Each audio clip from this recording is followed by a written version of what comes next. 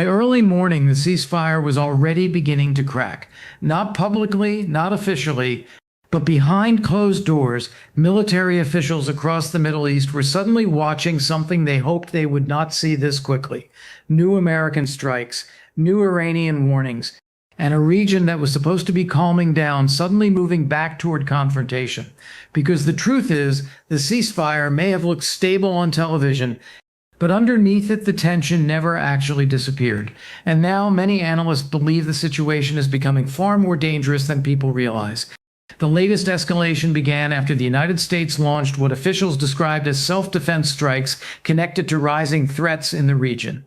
American officials argued the action was necessary to protect military assets and prevent further attacks. But inside Iran, the reaction was immediate. Anger, warnings, and renewed accusations that Washington was quietly escalating the conflict while publicly talking about stability. That contradiction is now becoming the center of the story. Because this is no longer just about one strike. It is about whether the ceasefire was ever truly holding together in the first place. And that is the part making governments nervous. For days, many international leaders had been trying to project the image that tensions were cooling down. Diplomats spoke carefully, markets stabilized slightly, news coverage became less frantic. But underneath those headlines, military preparations never fully stopped. Imagine being told a storm has passed, while emergency crews are still quietly preparing for another impact. That is essentially what is happening now across parts of the Middle East. The public messaging says stability, the military positioning says uncertainty, and Iran's reaction is making that divide impossible to ignore. That is essentially what is happening now across parts of the Middle East.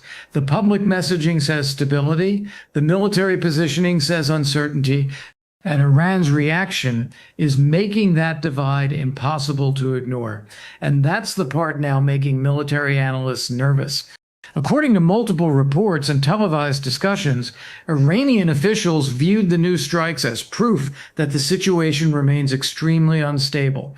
Some political analysts are now warning that both sides may be trapped inside a dangerous cycle. One side says it is acting defensively, the other side sees escalation.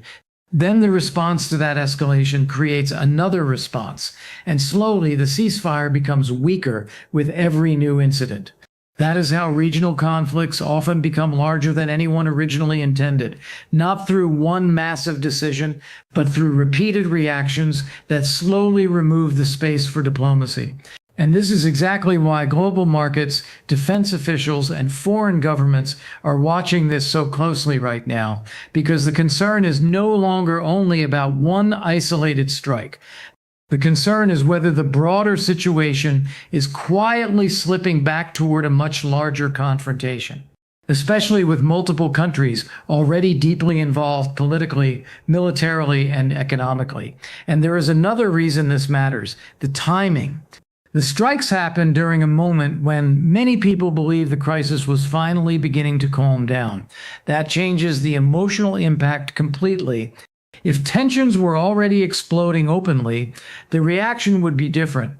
But when a ceasefire exists, even temporarily, people expect movement towards stability, not renewed military action. That is why the headlines immediately triggered so much global attention, because suddenly the question became, was the ceasefire actually real, or was it simply a pause before the next escalation? And right now, nobody seems fully confident in the answer. Military analysts appearing across major news networks have repeatedly warned that the next few days could become extremely important, not only because of Iran's response, but because of how Washington reacts afterward. Every statement now matters, every military movement matters, every warning matters, because once both sides begin publicly responding to each other again, controlling escalation becomes much harder. And history shows how quickly situations like this can spiral once communication breaks down. For now, officials continue publicly insisting that wider conflict can still be avoided. But the atmosphere has clearly changed. The ceasefire no longer feels stable. The region no longer feels calm. And the strikes may end up being remembered as the moment many people realized the crisis was not actually ending at all. It was simply entering a new phase. If you enjoyed this breakdown, subscribe to USA News Now for more geopolitical analysis, global conflict coverage, and major international developments explained in simple, easy to follow stories.